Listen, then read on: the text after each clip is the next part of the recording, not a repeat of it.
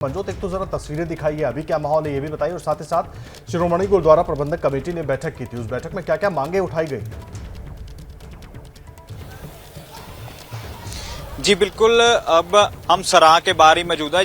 जिस सराह में जो कमरा लिया था यात्रियों ने, ये वो सराह है, श्री गुरु रामदास सराह है। अगर वहां पर की बात की जाए तो 225 नंबर कमरा है। जहां से कमरा लेने के बाद जब वो सुबह 12:30 बजे जो व्यक्ति जाता है, वो विस्फोटक सामग्री जो फेंक कर वापस आता है, तो एसजीपीसी के जो कैमरा इंचार्ज होते हैं, उन्होंने सीसीटीवी में पूरी जो जब घटनाक्रम हुआ तो उसकी जांच की। तो तभी एक व्यक्ति है, जो एसजीपीसी ने जैसे बताया कि एक व्यक्ति जाता है और जिस वॉशरूम में को सीसीटीवी सामने नहीं होता, वहां पर जाके वो बॉम्ब फेंक कर वापस आता है।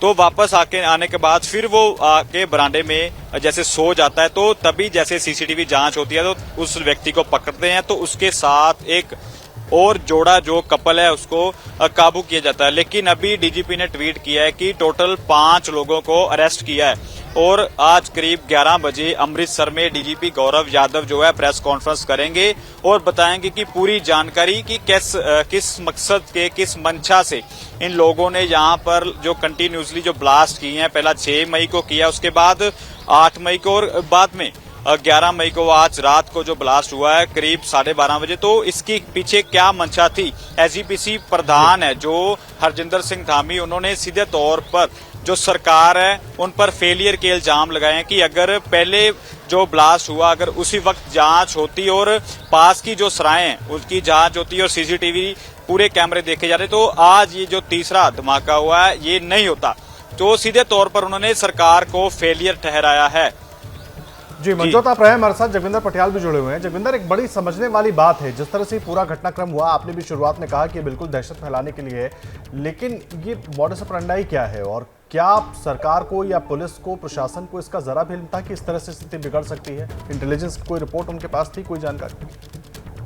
देखिए, विदेश बैठे हुए बहुत से पुराने खालिस्तानी जो है वो इस तरह की घटनाओं को अंजाम देने के लिए युवाओं को प्रेरित करते रहते हैं, लालच देते रहते हैं, और उनके इस मकसद में कामयाब होने में कभी कभी मदद भी मिल जाती है। मुझे ये लगता है कि ये भी घटना इस तरह से ही भटके हुए युवकों की तरफ अंजाम दिलवाई गई है। लेकिन एक के बाद एक जिस तरह से आसपास के इलाके में 3 ब्लास्ट किए गए, उससे इनकी नासमझी भी नजर आती है कि अगर मान लीजिए इनको कोई दहशत फैलाने के लिए एक्टिविटी करनी थी तो वो 1 किलोमीटर के दायरे में ही नहीं होती है। तो यहीं से ये पता लग रहा था कि जरूर कोई नौसिखिए लोगों का ये काम है जो दूर दराज और अलग अलग जिलों में जाने की बजाय वहीं आसपास घटनाओं को अंजाम दे रहे हैं। लेकिन अगर पुलिस इस बात को संजीदगी से पहली घटना के बाद ही लेती, तो जिस तरह से एसजीपी का इल्जाम है, शायद ये बाकी की 2 घटनाएं होने से बच जाती।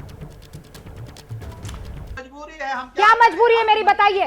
मैं अभी आपको बताती हूँ कि मैंने ओए होए होए होए नमकीन के चटकारे लेते हुए टकटकी मार के डिबेट शो को पॉज रिपीट कर करके देख रहे हैं जोगिंदर जी। इनकी तरह आप भी देखें अपनी फेवरेट डिबेट्स को रिपीट कर, और डाउनलोड कीजिए एबीपी लाइव ऐप अपने स्मार्ट टीवी पर।